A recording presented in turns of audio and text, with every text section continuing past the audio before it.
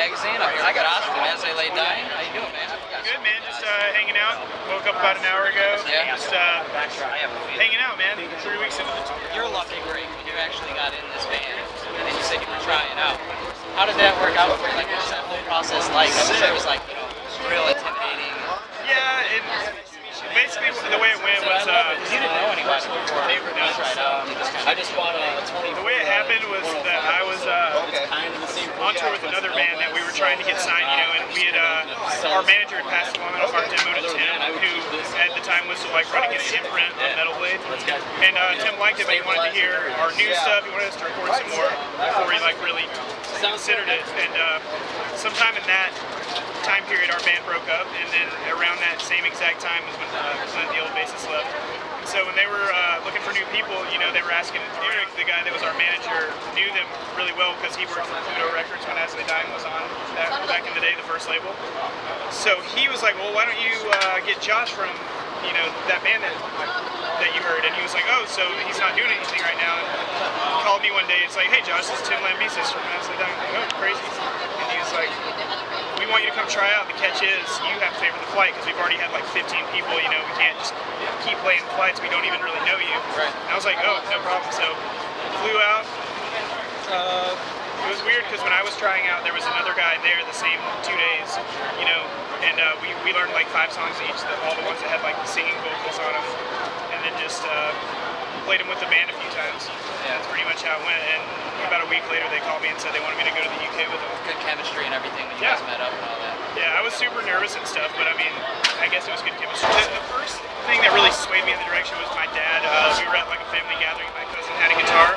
My dad knew how to play like Smoke on the Water, like that's the only song. Like, and he never played guitar. He just, somebody taught him that once, and he remembered it kind of. And that was the first time that I really was like, oh, play guitar. And then the next thing that really happened was when I was around like 8 or 9, and I started like going to spend the night with friends and stuff. My friend's dad showed me like Green Day and like some like Metallica and stuff like that, because I was like the really exactly, Nirvana, like the more mainstream, like aggressive music that you hear, and that's when I kind of flipped the switch to listening to, punk rock, metal, and stuff like that. So that's probably the deciding factor. And I'm still friends with him and his dad today, and I'm always like, if it wasn't for you guys, I don't know if I would be doing it. Yeah. Do you think your most memorable show that you've ever had as a musician? I mean, something that really stands out to you? Most memorable would be like probably my first show with the band, and which was like right when I was still trying out in that phase, and it was we were supporting Bullet My Valentine in the UK.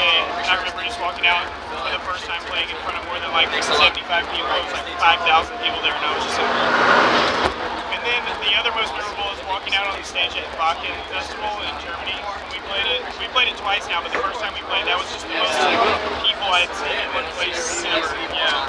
That's really intense. I mean, you were just so fun. Yeah, we all were just like, oh my gosh, because you could not see the end of the people. Is that probably the biggest show for all of you? Yeah, we played it twice, and both times I think it's been over 70,000. Yeah, it's that's crazy. Really intense. Over 5,000 to 70,000, that's a big jump. Yeah. Anybody here, buddies, or here, anything? Shout out to my friend Aaron Gibbs. He's one of my best friends since I was 6th grade, and we were playing in Atlanta, and he came to see the show, and we were just like casually being like, man, I wish we could get somebody to come on the road and just like kind of be an all-around helper.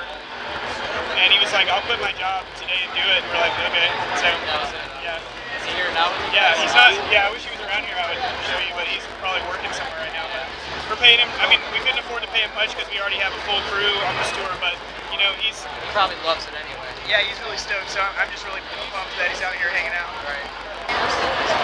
Thanks again for your time, man. Hopefully we'll cross paths again. Yeah, definitely. This is Mike from Scarz Magazine.